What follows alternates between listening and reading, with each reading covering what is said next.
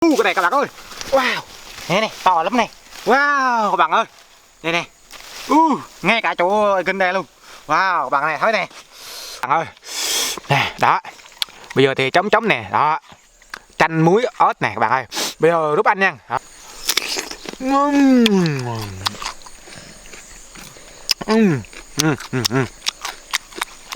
Đó. Đó. Nè nè. Nè, các bạn thấy không?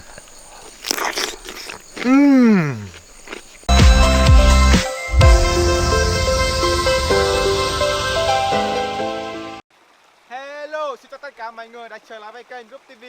Hôm nay Rúp lại đi lên núi. Nhưng mà Rúp lên núi hôm nay không phải làm gì hết mà đi tìm cái cây dừa.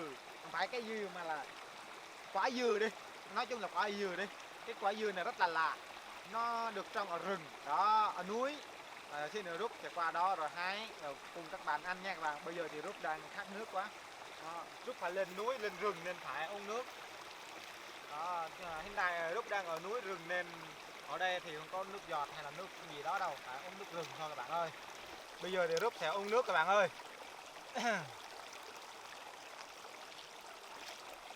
Mệt quá các bạn ơi.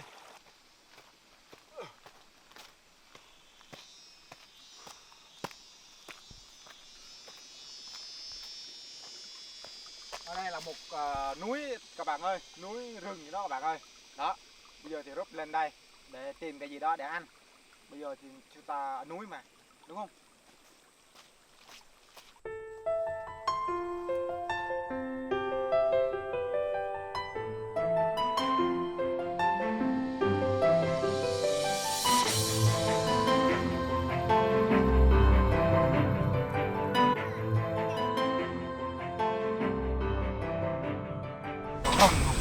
Các bạn ơi, ở đây ở rừng các bạn ơi.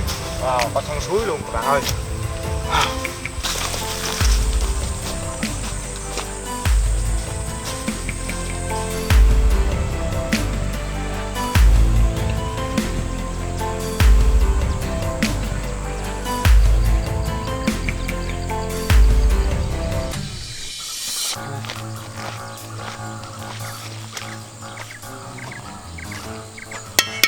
Các bạn ơi, vào đây luôn.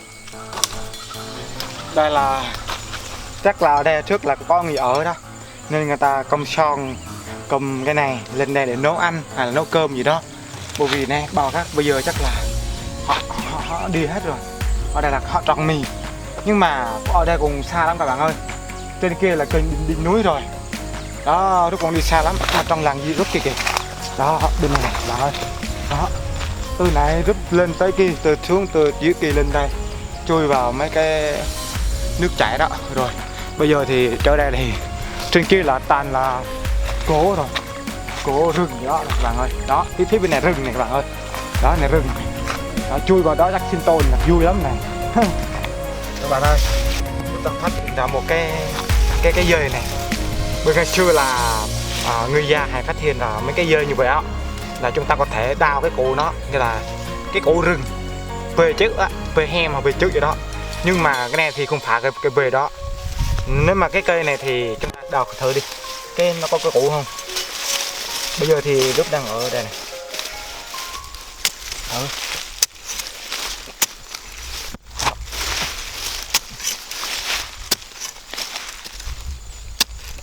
Sợ nó không có trái thôi, không có trọc củ thôi. Có củ thôi các bạn ơi.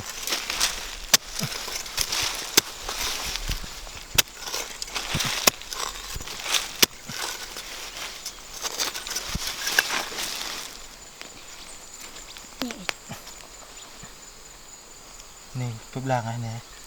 Wow, nhỏ thôi các bạn ơi. Cái củ nó vẫn nhỏ. Cái củ này có thể ăn được các bạn ơi. Nhưng mà thật đáng tiếc là nó vẫn nhỏ. Giờ nó vẫn nhỏ nên thôi anh em mình để lại đi. Mình để lại đi. Sau này nếu có dịp thì mình có thể qua đây lại. Rồi ok, mình đã để lại rồi. Đó. Đi thôi, tôi chết rồi.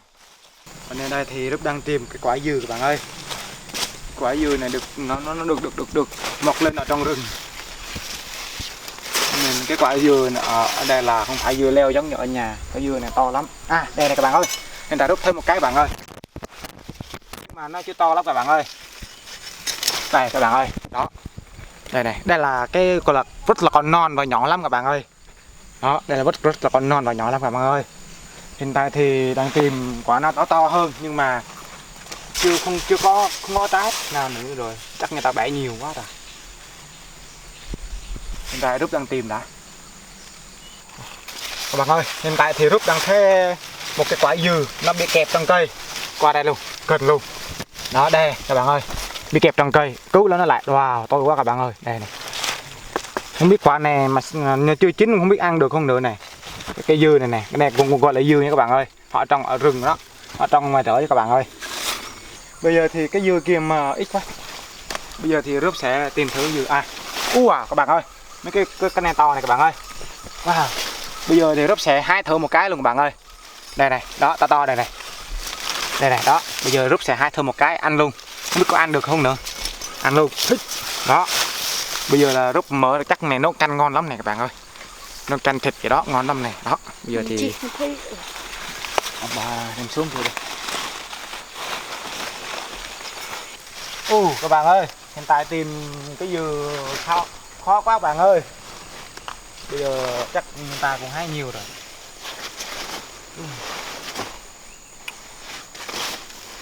Cái này các bạn ơi. Wow. Này to lắm này. Wow các bạn ơi. Đây này. Ngay cả chỗ kinh đây luôn. Wow các bạn này thấy này.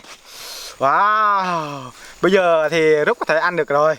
No rồi đó, mát mẻ lắm nè. Wow. Bây giờ thì Rút sẽ thưởng thức cho các bạn nha. Các bạn ơi, bây giờ thì Rút đã có cái hai trái dừa to. Hai cái trái dừa nó khác nhau với nhau này đó. Đó. Rồi khác nhau đúng không? Bây giờ Rút sẽ thưởng thức mỗi cái dưa này ăn cái vị nó thế nào. Ok. Bây giờ thì Rút sẽ thưởng thức dưa bình thường trước nha. Bây giờ là Rút mang theo cái muối rồi chanh đàng hoàng luôn nha các bạn ơi. Rút chuẩn bị từ nhà rồi. Đây này, đó, thấy chưa? Chanh luôn. Đó, một cây dao để cắt chanh ra. Ra được miếng luôn.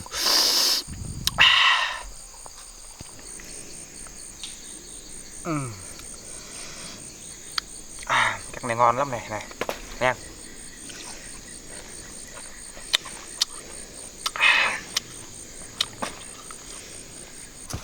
Nước chanh, ớt, muối, bột ngọt. Wow, ngon chưa các bạn ơi. Wow. Còn đây là món ăn của Rút nè. Đó, thấy chưa? Đó.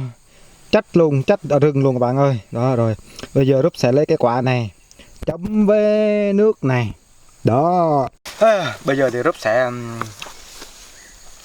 thưởng thức một cái này.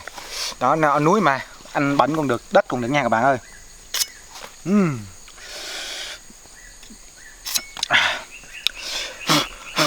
Bây giờ thì Rút sẽ bẻ cái lá mì luôn. Đó, bỏ ở đây cho nó khỏi nha các bạn ơi nè. Nha, Rút sẽ cắt một nửa luôn. Đó, bỏ ở đây đi.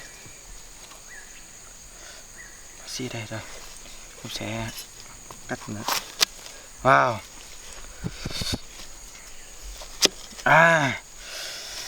Đó các bạn ơi. Xem này các bạn ơi. Bây giờ Rút sẽ lấy cái này, trống nè các bạn ơi. Đó, đây này, trống nè. Đó, thấy chưa? Nè. Nè các bạn ăn thử nha các bạn ơi, nè.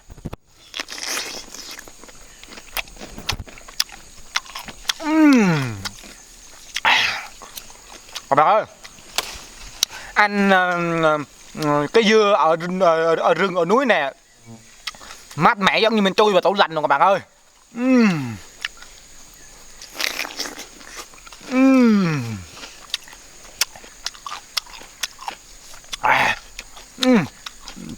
Có vị của chanh này các bạn ơi. Này.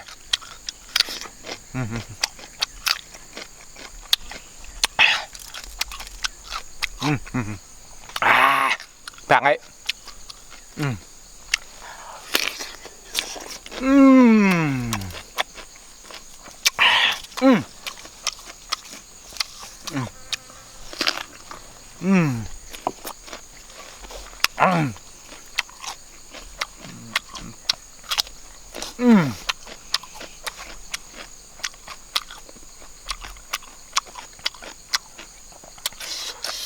cay quá bạn. Khóc rồi bạn ơi, cay quá bạn ơi. Cay.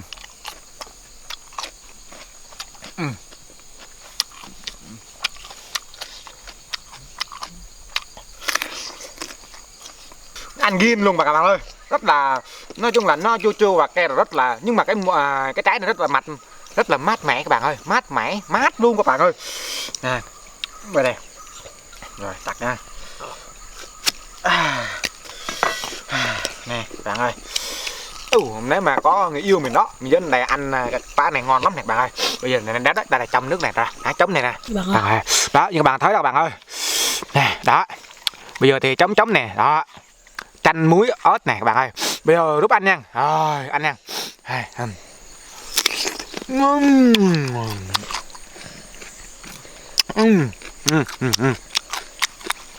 Rồi. Đó. Nè nè. Nè, các bạn thấy không? Ngon. Ngon tuyệt luôn mà.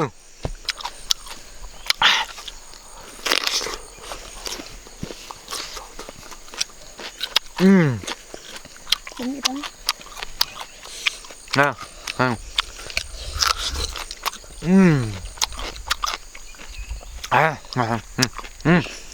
Có một cái nữa. Rồi.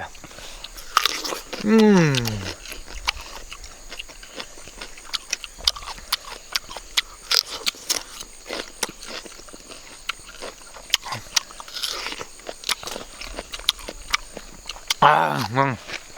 Cay quá. Để hạ cay Rúp sẽ ăn một mình ăn khung thôi. Cũng ăn đấy nữa. Cũng ăn với ớt nữa. Cay quá.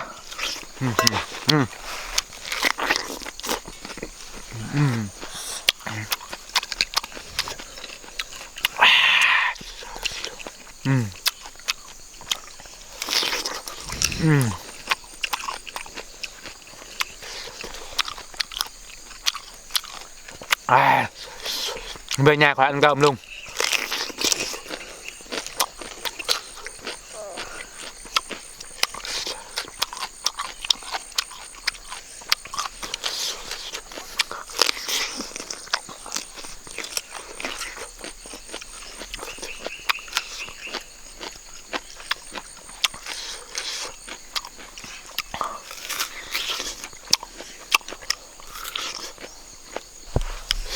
No quá các bạn ơi, không ăn đất được nữa rồi.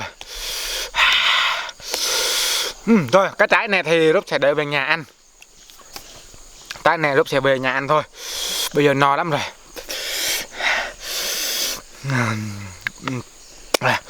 Rúp cùng giới thiệu cho bạn luôn là tất cả các trái quả này thì được ba mẹ già ở trong nhà họ đã lưu truyền giống ra, lưu giữ cái giống ra từ trước. Rúp còn nhỏ thì Rúp cũng biết cái quả này rồi. Hồi đó rất nhỏ người ta thường hay trồng ở trong rẫy. Ví dụ là cái rẫy của mình mới làm á, mình đốt cái cây ra đó. Ví dụ mình mới làm rồi mình đốt cây ra, mình đốt rồi để mình dọn dẹp để trong mấy cái mì rồi đó, bắp rồi đó, thì mình trồng luôn cái dừa này. Thì cái dừa này nó mọc rất là tốt và nó sinh rồi nó có quả rất là nhiều và có quả rất là tốt đó. Cay quá các bạn ơi, ra nước mắt luôn. Khi Rúp ăn lại quả này thì Rúp nhớ lại ngày xưa tuổi thơ của Rúp khoảng 7-8 tuổi hay là 5-6 tuổi gì đó, đã từng ăn cái quả này. Khi mà ăn cái quả này rồi,